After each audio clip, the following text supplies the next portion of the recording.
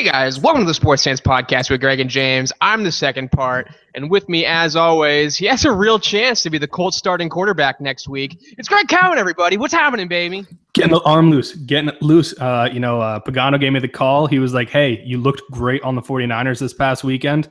They cut you for some odd reason while you're on the bench. You know, you played the junk time, but you looked pretty good against us. And that's when I had to go, hey, coach, I think you mean the Rams. And he was like, that's what it was. That's what it was. I think real talk, Greg, we've played backyard football together before. There is a very real chance that, you know, either of us could be as competent as Scott Tolzien was this weekend. Oh, yeah, we were college all-stars back in the day in flag football. I pulled a hamstring. That's how serious it went. Yeah, I really don't want to get this podcast off on the wrong foot talking about my fantasy team, but I want to throw it out there that I had the greatest pickup in the entire world in our fantasy league. I was patrolling the waiver wire on a Friday afternoon, as one does, and I looked here. I was like, oh, wow, the Rams defense is available. Who are they playing this weekend? Indy on the road, Scott Tolzien playing the Rams defense at home, done. And they got me 30 points, and I won the game. Yeah, that was pretty I'll give that to you. And remember, I said every week we can give you like a minute time to talk about your fantasy football team. Let us know how it went, what you're mad about, what you're happy about, who you're pissed off at in the world because of it. I mean, well, Le'Veon Bell really got let off the hook because I had that beautiful move. Fantasy football doesn't really take any skill, Greg, to be totally honest with you. It takes a lot of blind luck. That was one of the few moves that I actually made that I was like, wow, that actually took some skill. I prepared. I did the research, I watched the film, I made the adjustments, I responded, and it all happened for me. So I'm really proud of me. Hey, you've been doing a great job lately of being prepared, doing your homework, getting ready for things. I mean, you now message me like midday sometimes when we're days of podcast to give ideas. That never used to happen. Yeah, you can tell how boring my job is. No, I'm just kidding. It's a beautiful thing when you have a real schedule. Yeah, it's nice. We have a lot to talk about, Greg. We're going to recap week 1 in football. We're going to overreact wildly. I think we're going to make some very brazen predictions and assumptions based on a very small sample size of football. And we're going to touch on college football and a little bit of baseball and that whole business. But before we get started on any of that, Greg, what's going on with you? What's new, man? Not too much is new. Pretty low-key weekend. Just hung out with the new puppy. Try to get her accustomed to actually living in this house because when we first got her, she went to 3 different homes in about 5 days. Besides that, just been living the celebrity life. You know, I've been getting hounded with phone calls for more radio stuff, James. And I was like, no, I already have my thing. You know, I'm with James. We got a solid thing going. I don't care how much money you're offering. Millions of dollars. Doesn't matter, Colin Cowherd. I will not replace you on Fox Sports 1. Yeah. Tell them how it is. You could have taken over Carton's spot, Boomer and Carton. That's too soon? No, I think Joe's right. For anybody that doesn't know, he was arrested by the FBI for what was it, like a gambling thing or something? He had huge gambling debt. It was a false. It was like a ticket hawking thing. I don't know. I didn't look too much into it. Tons of millions of dollars. I didn't really ever listen to Boomer and Carton, so I have no. Neither did I. I just knew he got arrested. Yeah, anyone who's named Boomer, I kind of stay away from. Yeah, I wouldn't. I realize that he's the sane one, but still. Sad. Yeah. Anyways. All right. Cool, man. Well, that sounds good. Yeah. What's new with you, James? Let's see if we can get more than 2 seconds out of you. Have you heard of The Deuce on HBO? No, yeah, you told me about it last year. Was it last year? No. No. This is brand new. Last week I told you about the Defiant ones on HBO.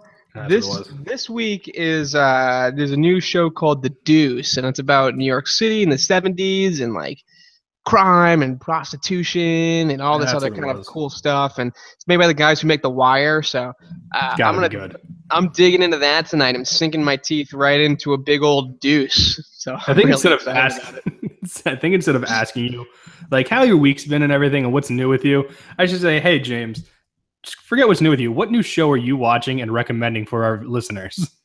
I can't recommend The Deuce yet because I haven't really kind of sucked in the Deuce fumes.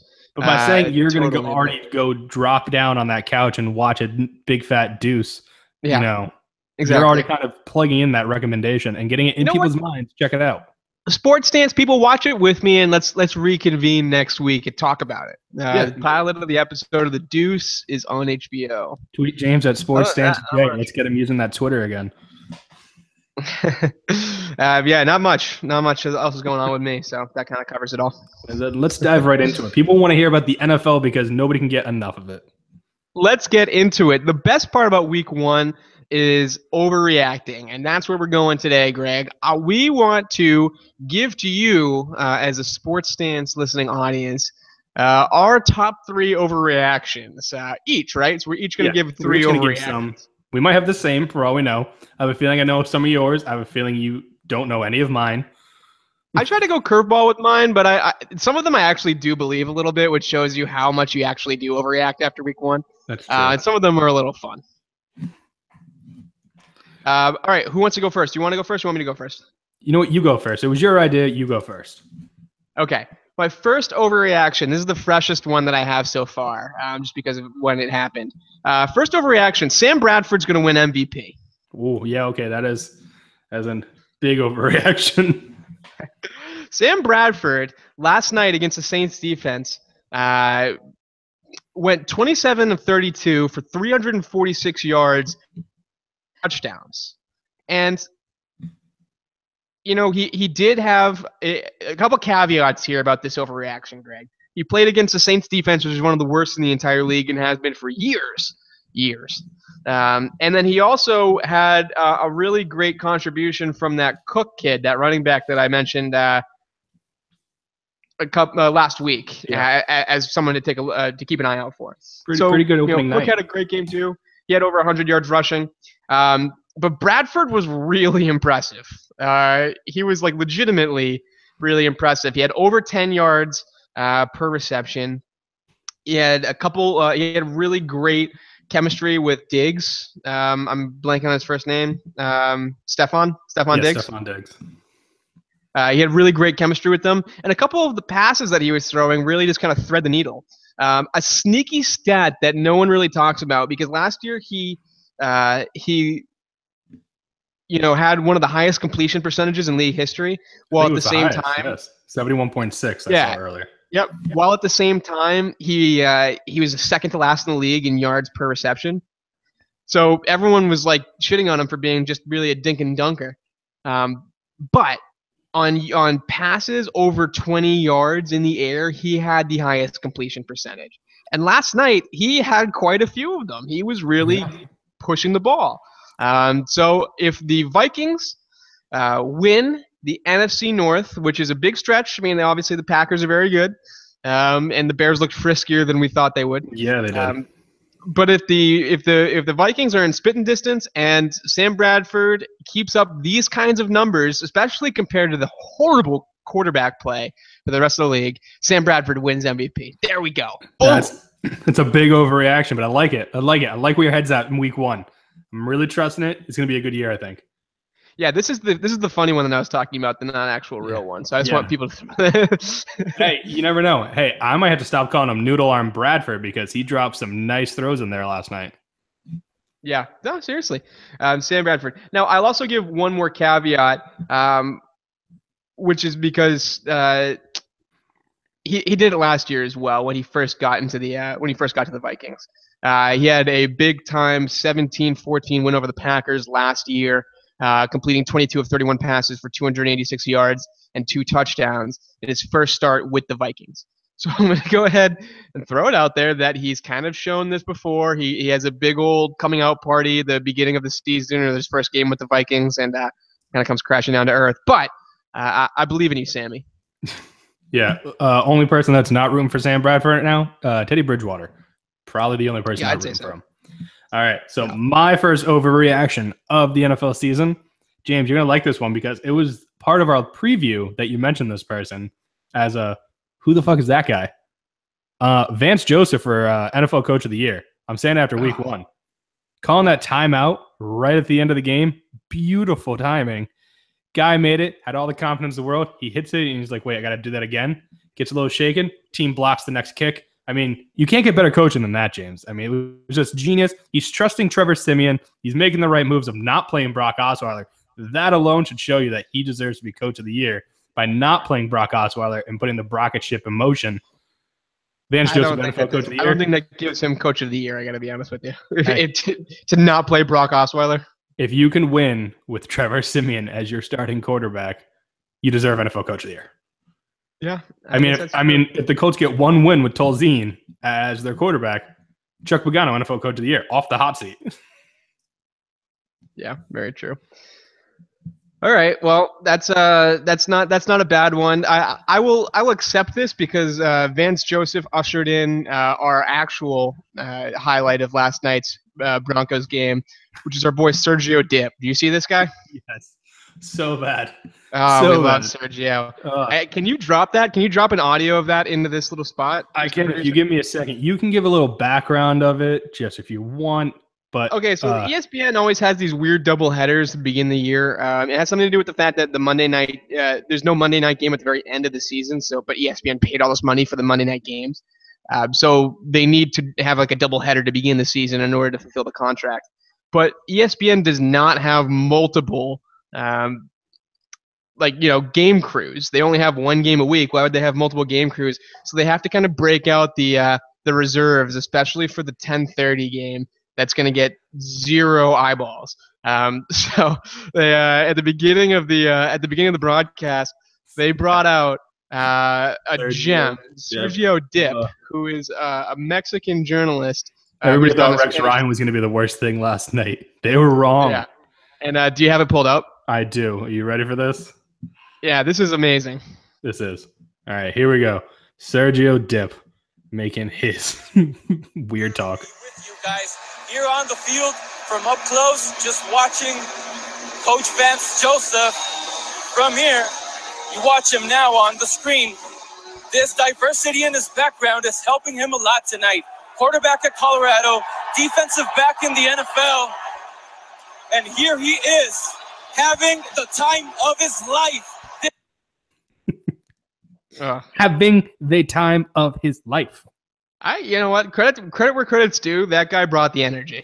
He did. All it made me think of was, did you ever see the Ray Romano ESPN goof on SNL when he says sweet sassy molasses? And they're like, no, just stop it. That's all it made me think of. That's pretty good. Sergio Dip is the real winner of last night's Monday Night Football game. Forget Vance Joseph. Twitter and everybody did not overreact to that. That's not an overreaction that can be put into words. Okay, my second overreaction of the week 1 of the NFL season is that the Jacksonville Jaguars are going to win the AFC South. That is my overreaction. Okay, so the Jaguars came into the season with very little expectation. Not a lot of people thought a lot of the Jaguars. And lo and behold, the only team in the AFC South with a win after week 1 are the Jags. It's the first time that they're above 500 since 2011. And since the last time that they were actually 500, they've gone through 5 coaches and God knows how many other quarterbacks. Blake Bortles didn't throw a back-breaking, crippling interception. The defense had 10 sacks, and they came out against a Houston team that was very emotional, and a lot of people were touting as a really good quality squad. And they ended the Tom Savage era in Houston after a single half. So I have to say I was really impressed with the Jags. They have a great defense. Their front seven's phenomenal, and finally some of the investments that they've made in the cornerback position seem to be, bearing fruit. Yeah. They have a fantastic running back. That kid Fournette is the real deal. I mean, he was really impressive. Help my fantasy team. As long as Blake Bortles just doesn't totally implode in the sideline, why not? Why not the Jags? Let's go Jags. AFC South. Let's go Jags. Except bad loss for them offensively with Allen Robinson being done for the year. Yeah, did you see the clip, though, talking about Bortles and how he is prone to messing up? Did you see him run up to Allen Robinson after he got hurt and literally run up and tap him on the one knee? And it was the knee that his ACL was actually torn in, and he just hit it and just kept running off you're going to be fine. Yeah, that's not a great look for Bortles, especially if one of the major questions surrounding him was his awareness. That's not going to help anything. Yeah, especially when they're like, hey, it's one of his knees. Oh, it's one of his knees? Is it this one? I think I figured out which one it was, guys. Not a doctor, that Blake Bortles, but what are you going to do? Jaguars. Yeah, all right. So my overreactions are weirder, huh? No, this one's gonna go contradictory of something I said last week. You remember last week I was talking about like MVPs could be JJ Watt. My week 1 overreaction. TJ Watt's gonna be better than his brother JJ Watt. Oh yeah. Did you see the stat line of TJ Watt? You know, I saw that he had a pick 6 or a fumble recovery. He had a score, right? I don't know if he had a score. I didn't double check on that. No, he had an interception. He had an interception. He had 2 sacks and 7 total tackles. Plus, he had the quarterback twice, obviously, and he had a pass deflection. I mean, the guy did everything for the Steelers. He represented the Steelers defense how it's supposed to be represented. He was himself a steel curtain, and therefore, TJ Watt's going to be better than the brother JJ. What did JJ Watt do this weekend, you ask? Oh, he dislocated his finger, had 1 tackle, and just pumped up the crowd really well right before the game. That's it. That's all he did.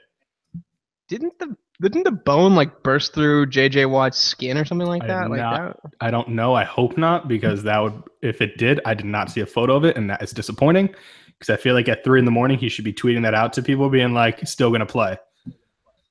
Yeah, I know. It was I'm 99% sure that like the bone like burst through his skin. It's not great. Awful. Well, anyway, I don't care. Bone through the finger, doesn't matter. Hey JJ, stop getting hurt. Maybe play like your brother and make some tackles and sack some guys and be on the field. Help your team out. I don't know. All right, TJ, that's a big overreaction, Greg. I do appreciate the moxie on you. Thank you. My last overreaction of the year. This is the one that I actually believe. Out of all 3 overreactions, this is the least overreacting that I'm doing. Russell Wilson's not going to make it a full season. That offensive line is the worst I've seen in a long time. I just talked about a game where the Jacksonville Jaguars sacked the opposing quarterback 10 times. And I still think that the worst offensive line of the year or of the week award goes to Seattle. That offensive line is so bad, and it's borne out in a few different things. Westbrook had a horrible game. He didn't throw any picks. I mean, it wasn't Andy Dalton level bad, but it wasn't great. It was 27. He was 14 for 27 that's a 51.9% completion percentage. He only went 6 yards per attempt. So I don't even know how many per completion. His longest play was like a 34-yard, but he took 3 sacks. And even like the completions, like every single play, he had to roll out of the pocket just to get away, because every single time he turned around, he had 3 guys in his face. It's not like the Packers have like this dominant defense. Like they've always been kind of middle of the pack. Not to make a bad pun. I was amazed. I was amazed when I turned I had the game on in the background, but I hadn't paid attention too much. And I turned and I looked at the screen. I was like, it's like nothing. We're 3-3 with like a few minutes left in the second half. I was like, what is going on? When did the Packers become defensive? I honestly think that, because the Packers have a pretty great offense, and that really is a testament to how good Seattle's defense was, that it held them, to whatever they ended up scoring. I think it was something like, 19 points or whatever it was. No, but the Seattle defense did really well and shut down Aaron Rodgers in the first half.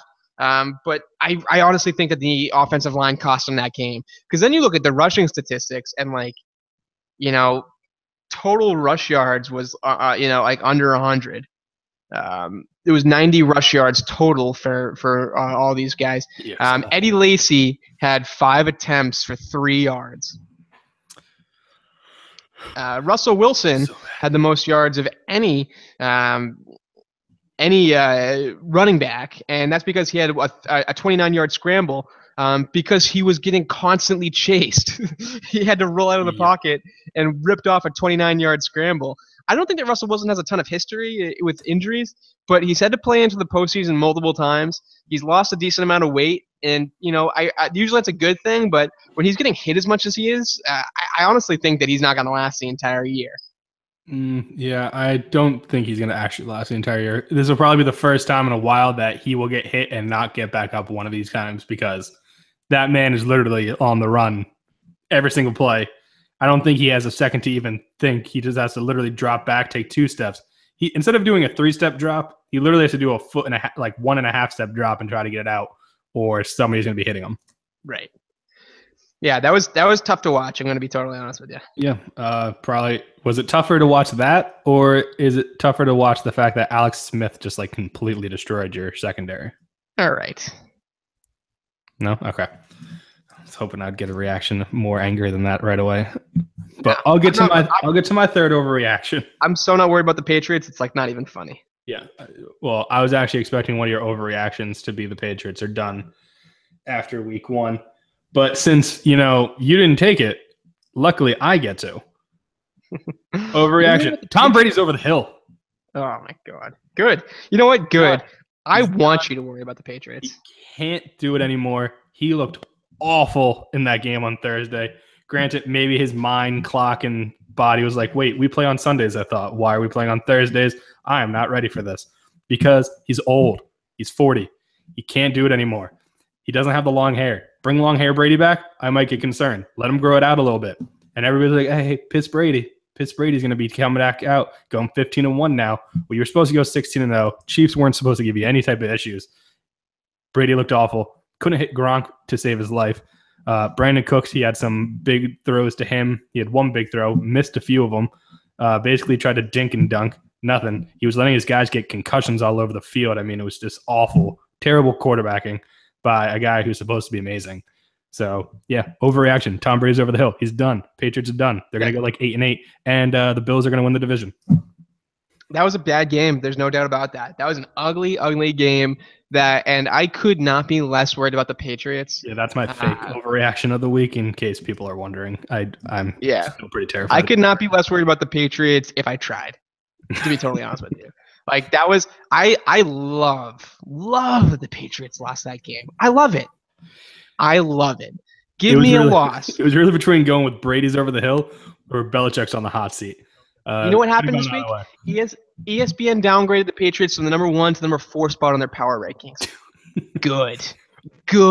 Yeah, but no, it's funny. They did that with a loss. It's not even like they didn't even like win and got dropped down. They lost and they only dropped 3 spots, and that's only because they were like, I guess we can't put them number 1 because they technically lost. Good. I want everyone to say the Patriots aren't the best team in the league. I want everyone to say that the AFC East is up for grabs now. I want the whole world to know that Tom Brady's washed up and over the hill. That's what they need. And I'm so excited about this. They needed some controversy. They needed some friction, something to go up against, some underdog momentum, and they got it. So I am so pumped about this week. This week they're going to destroy the Saints. Sam Bradford just put up 346 yards against the Saints defense. What do you think Tom Brady's going to do when he's pissed off and with 10 days of rest and recovery? 475, 500 maybe. Yeah, it's going to be ugly. So I don't even know if they're going to give the ball to a running back, and if they do, we won't know which one. So fantasy owners are always screwed when it comes to that. Bill, can you give us an idea? I like that Gillespie kid. He's good. All right, those are our overreactions for the week. I think they were pretty good. They were. They'll get better, I believe, as the week is going on, especially if TJ Watt keeps outperforming JJ and his bone-through-skin injury. Ooh, poor JJ. Yeah, I mean, I don't know. I don't know if that's – I can't really confirm nor deny that. That's just what I heard through the grapevine, through my NFL sources. I was going to say your sources. Yeah. Okay, cool. Let's move on to the games that we are most excited about this week and the games that we are least excited about this week. And Greg, we'll start with you this time. All right. Should I go most or least excited first? Let's do most. All right. Most excited for this week. As much as I would love to say I'm most excited for the Eagles because, Ginger Jesus, Carson Wentz had a great opening week and they're against the Chiefs. It's a game that I am interested in, but I don't want to pick it because my interest is already there. There's other games I feel like I should pay attention to also. So the game outside of the Eagles that I am most interested in seeing is the Vikings Steelers. Oh, that's a good one. I was thinking about that one. Yeah, I mean, you got these two teams, the Steelers, who are coming off a win against the Browns, 21-18. Everybody's talking about their offense. Ben Roethlisberger, the Killer Bees, didn't look that great except Antonio Brown. Basically, half of Roethlisberger's pass yards went to Brown only. Nothing really happened with Martavius Bryant. Le'Veon Bell looked like he hadn't played in a preseason game or touched a football in months, which he hadn't. And it showed. And so the offense looked awful. Their defense wasn't bad. I mean, they basically, without that defense, lose the game because they blocked a punt and scored a touchdown. Without that touchdown, it's 18-14 Browns, and everybody's going crazy then. Then you have the Vikings. One Monday night, as you talked about, Sam Bradford, fantastic game. Stephon Diggs wore his Randy Moss cleats, played like Randy Moss. They had Dalvin Cook running up and down the field, all over Adrian Peterson's return to Minnesota while he's yelling at Sean Payton on the sideline. I'm interested in seeing this. Vikings have a good defense. They're a solid defense. Steelers offense has to see if they can turn it around, get things going. I mean, this team should be putting up 30-something points a game. They should be like the Falcons offense, who also did not do well this week against the defense that nobody thought should be able to contain them. But yeah, Vikings, Steelers, I believe it's at Pittsburgh.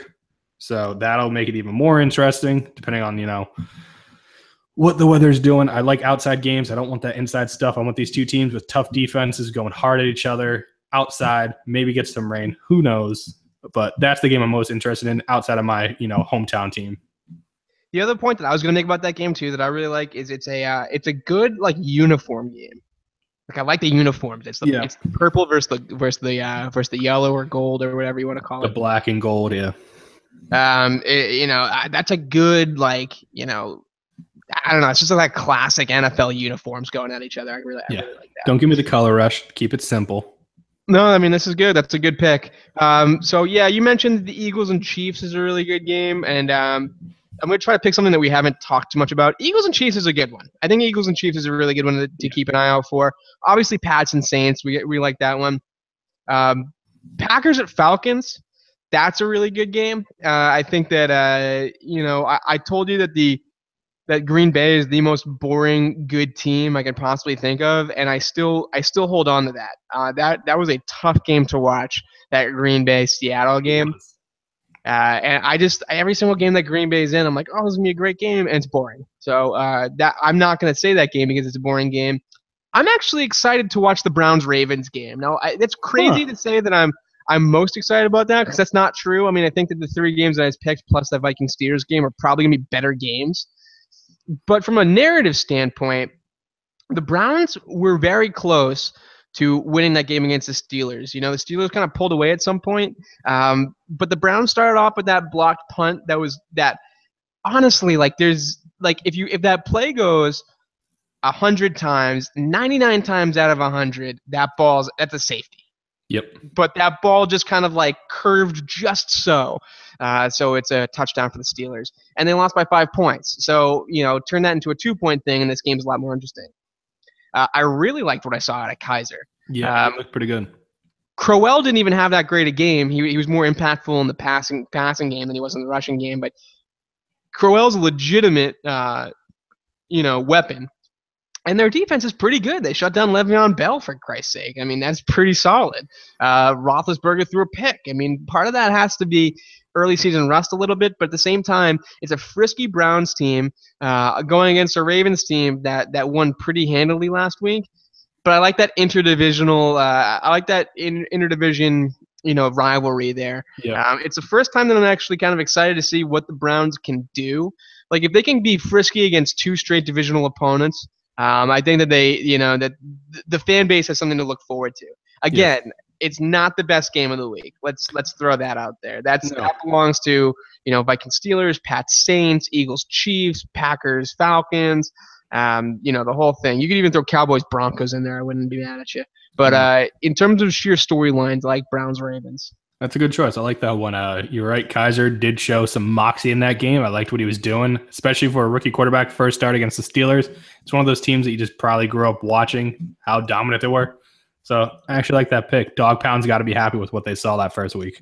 All right, game that you're least looking forward to this weekend. Oh, this is so simple. It's not even funny. I mean, I could go Redskins Rams because I don't care. I could go 49ers Seahawks because we know Seahawks are going to win that. The team that I know and the game that I know is going to be super boring, super don't care about because it's just some players that probably are at the end of their careers and others that just are a bad team. I'm going Cardinals Colts. Oh, that's the one that I was going to go with too. Yeah, so then we can just both talk about it. Oh, it's so bad. It hurts my head even thinking about how bad this game could be. All I picture is a lot of pick sixes going back and forth. Yeah. But they're going to be like close pick sixes. It's going to be like the guy gets to the goal line and starts bobbling the ball because he can't hold on to it just because they all stink. I don't think the Colts defense is competent enough to come up with a pick six. Like at least the Cardinals defense is decent. Yeah, they got the Honey Badger. At least he can do stuff. And is Chandler Jones still on that team? I think so. Yeah, I actually own the. I also own the Cardinals defense in fantasy. So I have the beautiful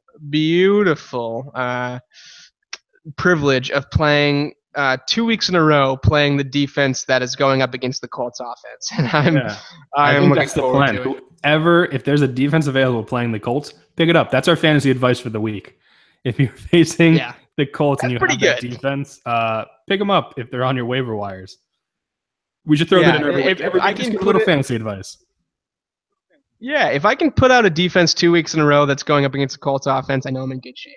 No, that game stinks. I would not. I could care less. Neither of those teams are doing anything. They're going nowhere fast. The Colts are a little bit more depressing, in my opinion, just because they've got no redeeming qualities. Like even when Andrew Luck comes back, that's almost more depressing. So I wish, hopefully, he just kind of stays. I just feel bad for him watching him on the sideline. He just looks so depressed. He looks like a little kid that didn't get picked to be in the game, or he's like the all-star athlete that, just is like his mom's like, no, you can't play this game right now. Like every time they show him, he just looks so depressed. I'd also nominate Lions Giants for this, just because the Lions were the team that I said was the most forgettable team to me in the NFL, and the Giants stunk last week. Yeah, but that's what interests me. I want to see that if that offense can turn around. I want to see if OBJ's back. That I want to see how they do. So it's a little more interesting for me. But I'm also an Eagles fan, so I kind of just want to see how they do. Yeah, that's fair. That's like you still want to see how much the Jets stink. I mean, it's just a thing. It's bad. The Jets really stink. They're so bad. I heard this the other day on the radio.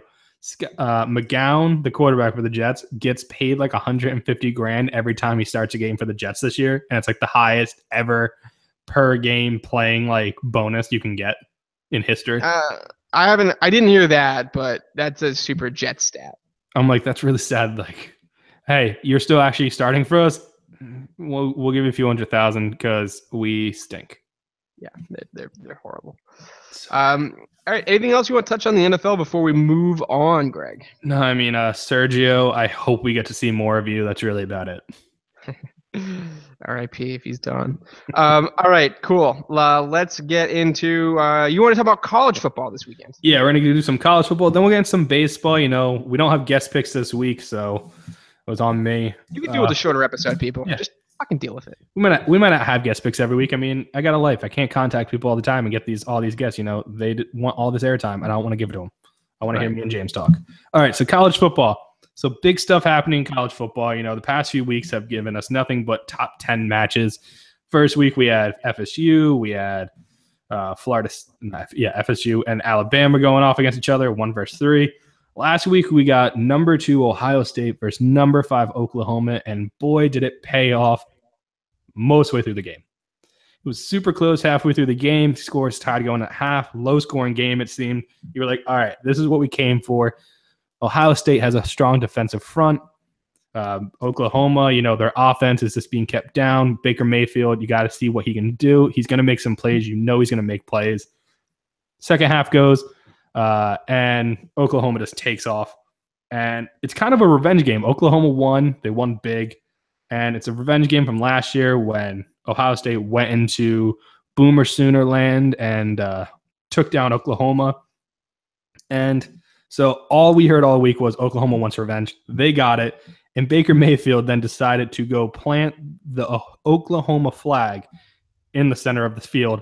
A little disrespectful. And he must have forgotten that the field was made of turf because that flag went in and then immediately dropped. So, the whole in-your-face type thing really didn't stick. And I kind of more laughed at it than it was like, oh, damn, that's a savage move. Yeah. Is Baker Mayfield is he like a guy? Is he something that we should be paying attention to, coming in this draft? Yeah, I mean, going into the draft, I don't know. He will be the Heisman. He's like a better passing Tebow is how. Can you explain to me why people who win the Heisman are always shitty in the NFL? I think it's because college literally just picks whoever the best player is. And especially when it comes to quarterbacks, like Tebow wasn't like a great passing quarterback. He had his passing stats, but they made him a runner. He was more of like a running back, take off, do what you're going to do, but it doesn't translate into the NFL game. I mean, it kind of did. He had some success, but I don't know. I think there's some sort of curse. Around dick a little bit, and it's like we're going to pick a player that will never be successful in the NFL, but they're great. A lot of it also has to do with the systems they run in college. I mean, a lot of these guys come from these spread offenses now, especially quarterbacks, and that's not what they do in the NFL. So then they don't know how to do under center snaps. They fuck it all up. And then you get guys like White and all those guys who came from Oklahoma 2 years ago and Leinart, who just don't have the skill set to compete at the high pace level. They're used to the easy teams that they had in their divisions. So I think that's part of it. The only guys I've done well are Alabama guys. Good on Baker Mayfield for going into a really hostile environment and the entire Oklahoma team for making it happen against Ohio State. That's not an easy place to win in. No. It was a bad day for Ohio because Michigan won the other game against Cincinnati there as well, and they're ranked number 4 now, I think. Yeah, they're gonna be it's gonna be them and Penn State, which makes Ohio State fans probably nuts. The fact that they won't even have a chance this year at the Big Ten now. Yeah, that'd be pretty tough. Yeah, and there's some good quarterback play happening as well. We know about Rosen and Donald and the whole thing. Yeah, college football is very exciting this year. Especially compared to what was a pretty lackluster first week of the NFL in terms of overall play. Yeah, and how kind of shitty the NFL makes everyone feel when it's not going on. Like the off season's so horrible now. No, yeah, we definitely follow. College football definitely brought it this week, and you even had Notre Dame and Georgia 15 versus number 20. I think Notre Dame was 23 or 24 at the time. Going down to the wire. No, hey, you shut your mouth.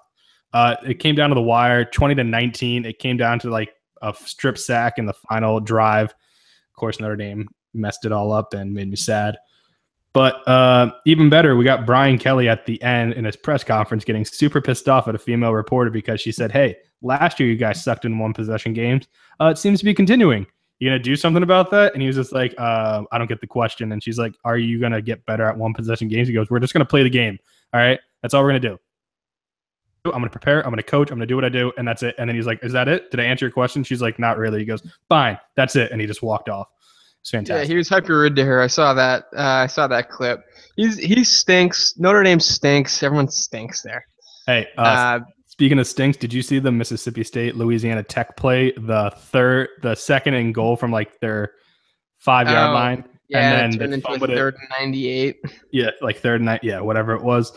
All I thought while seeing that play was, do you know the old timey music that was just like that's all I kept picturing. So I took that clip, put the music to it, and put it out in the Twitterverse just because it made me happy to do so. Let everyone know those plays like that are also the reason why no matter how awesome college football gets, like you have plays like that, and I'm like, oh, isn't that so cute? They suck. Yeah. I would love to see that happen in an NFL game just once and to see how people react. Yeah. And break the internet. Yeah. All right. That's what college football games do you want to talk about, or do you want to look forward to this weekend, Greg? This weekend, the ones I'm going to be really checking out are going to be Tennessee versus Florida. It's 23 versus 24. It's always a really good rivalry. The best thing about Tennessee they have going for them, which everybody hates about it, and it's fun to hate it just because of how dumb of an idea it is. They have this thing. It's called Team 121. It's a garbage like can they have on the sideline for turnovers. Every time they get a turnover, they throw that ball into that garbage can and keep it there to see how many pile up. And in the first week of the whole season, they got a turnover and the guy went to dunk it and missed the dunk. And I was like, I feel like you should retire that thing after that, because if you can't even do that simple process of ball and bucket, you shouldn't have that on the field. That's pretty tough. Then the other one, the big game of the weekend is going to be Clemson-Louisville, mainly because it's Clemson's number 3. Louisville's ranked 14th. You have the defending national champs versus the defending Heisman winner and Lamar Jackson, who went off on a crazy game the past week against North Carolina.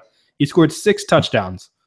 He accounted for 6 touchdowns, passing, running. Guy was crazy, balled out against UNC. Wasn't even funny. I think he had 393 yards passing, James, and then he had 132 yards rushing. That's a lot of yards. So sounds like he's primed to replace Tom Brady. All right, well. All right, that was college football, and let's finish this thing off with a little bit of baseball talk. We have one team going in one direction, another team going in the wrong direction. So, Greg, which one's which? We got a little Indians talk. Oh, yeah, we got Indians. They are on one of the hottest streaks I think I've ever seen. They're going nuts. So how many straight now? They're at 19. Probably at this point we're talking, they probably already hit 20, or they're up like 50-0 against whoever they're playing and ready to capture it. If they win tonight, they tie the A's record. Yeah, Moneyball. 20 in a row. Moneyball, yeah. Great movie. If you haven't checked it out, Brad Pitt's phenomenal. Looks nothing like Billy Bean, but that doesn't matter. You got some real biceps in that thing. He does. I was like, wow, Billy Bean lifts. Just to give you an idea of how dominant the Indians have been, James, they have scored 132 runs compared to 32 runs over this 19-game winning streak. They've hit more home runs than they've allowed runs scored. They've hit 38 home runs during it and only given up 32 runs. That's crazy. That's really dominant. Plus, they've also been doing this all completely without Andrew Miller, who went on the disabled list. And in this whole process, they've taken home field advantage from the Astros, who everybody thought had a clear home field advantage locked up basically like a month and a half ago.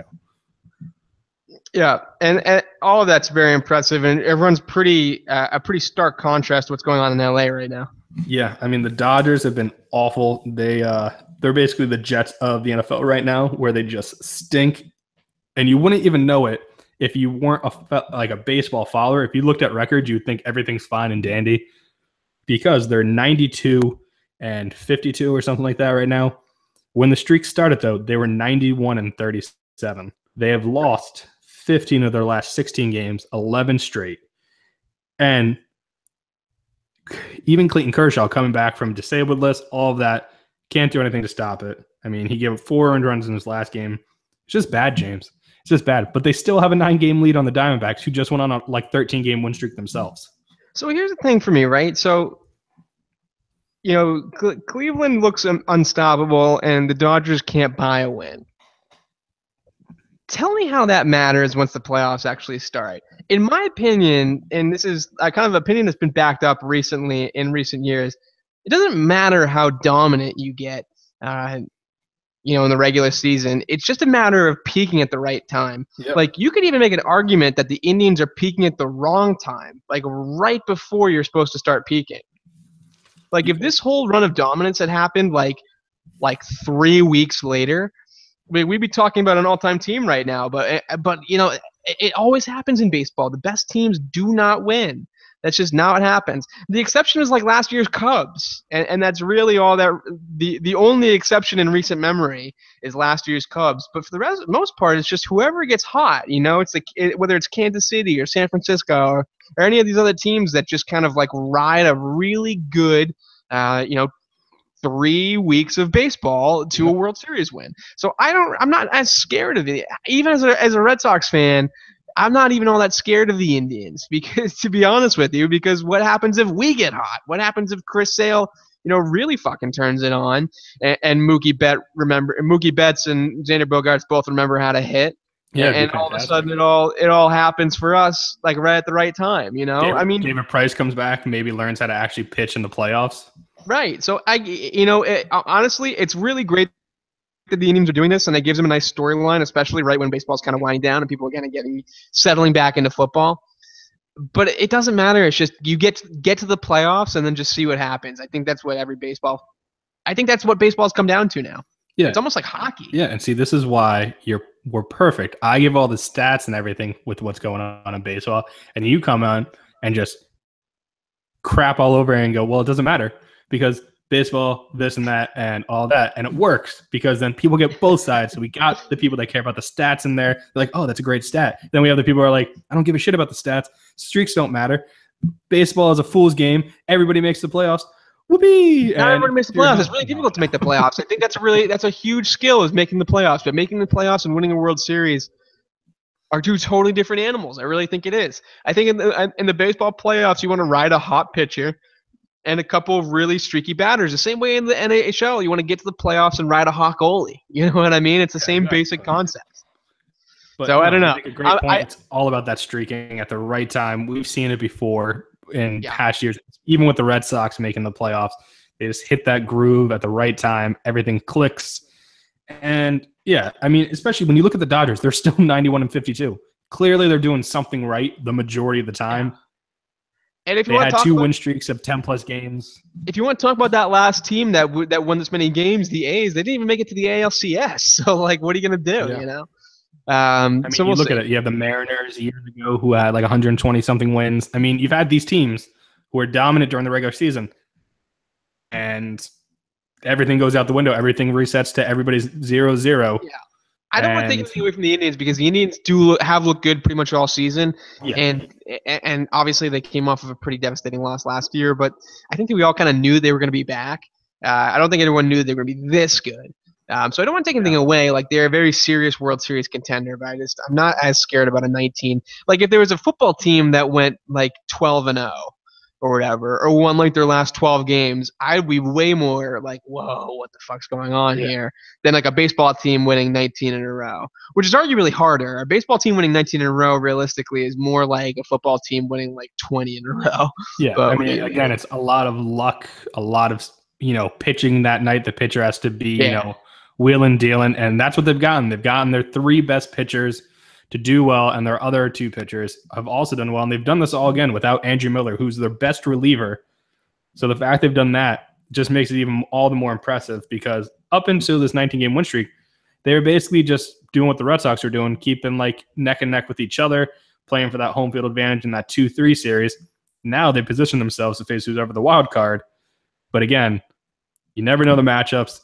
If you could end up being the first place team and getting a matchup in the wild card that does not favor you overall, and then you're done. So you make a good point. You make a solid point. Hump for October type stuff. You right now you have only one team is clinched, which is the Nationals. So right now they have a 20-game lead in their division over Miami. So good for the Nationals. Doing it a lot also without Harper and some of their other big players who've gotten hurt. Eaton at the beginning of the year. So now they can basically do whatever they want and lock up that bullpen and starting rotation to get them rest, get them ready to go. Because come October, they're going to probably be the freshest team, because their 3 main starters, Strasburg, Scherzer, and Gonzalez, are all going to be lined up healthy, feeling relaxed, and have a lot less innings in their arms than other pitchers have up to that point. Yeah, very true. All right, man. Well, I think that's pretty much all that we wanted to cover today. Anything else you want to touch on before we get out of here? No, I mean, overall, I don't think there's much else going on in the sports world. We don't talk about golf or anything like that. The only thing I would say is, did you see the Alexei Lalas rant for the men's soccer team? No, I did not. I'm going to play this for you. This will be the last thing I play. Last thing to touch on, mainly just because it's a great rant. Even if you don't watch the U.S. men's national team, it's just one of those rants that you're like, oh, this would get me fired up if I was on that team or even not on that team, just because. I mean, it's fantastic. So let me find it. I know I got it somewhere here. It's one of those things that need me to vamp again? Yeah, you can vamp all you want. It'll take me 2 seconds to find it. Once I find it, it's there. It's just the secret, Greg, that I'm going to let the podcast listening audience in on is when I ask, do you need me to vamp? That's me vamping. Oh, okay. All right. It's very meta. Ready. Oh, why is it not playing? There we go. Tim Howard. Tim, the Belgium game ended 3 years ago. We need you to save the ball now. Jeff Cameron, clean it up or let's get someone who will. Clint Dempsey, yeah, you're a national team legend. Now we need you to be a national team leader. Michael Bradley, the U.S. does not need you to be zen. The U.S. needs you to play better. Josie Altidore, is this really as good as it gets? Because it's still not good enough. Bruce Arena. Bruce, Jurgen Klinsmann lost at home to Mexico. You lost at home to Costa Rica. This is now all on you, not Jurgen. Oh, and by the way, to all the guys that I didn't mention it because you don't even warrant to mention, that includes you too, Wonder Boy. So, what are you guys going to do? You're going to continue to be a bunch of soft, underperforming, tattooed millionaires? You are a soccer generation that has been given everything. You are a soccer generation who is on the verge of squandering everything. So, now it's time to pay it back. Make us believe again. You don't owe it to yourselves. You owe it to us. And get off my lawn. Wow. Yeah, it's a fantastic rant. Even if you don't watch soccer, I mean, how do you not get pumped up listening to that? He calls out everybody. He goes down a line of top players, calls them out. At the end, calls them all tattooed millionaires, not taking advantage of what they've been given. And he even mentions a guy, not even by name. He just calls him Wonder Boy. It's fantastic. Pulisic. Well, not mincing words. No doubt about that. That's a good way to end it, Greg. I think that we covered a lot here. And shitting on men's soccer is a fantastic way to go out. I'll always approve of that. All right. Well, that's it for everybody. Hopefully everybody's fantasy week 2 goes just as well as week 1 did for James and I, because you came out victorious, I believe, right? Sure did. I did too. I was not supposed to. And then my kicker got me like 9 points, and I completely destroyed my opponent. Oh, I'm very happy for you. Yeah. And I beat my wife, not in real life in fantasy football. So there you go. All right, man. Well, from all of us here at the Sports Stance, thank you guys for listening so much, and we'll check back next week. Have a good one, guys. Cool. The Sports Stance.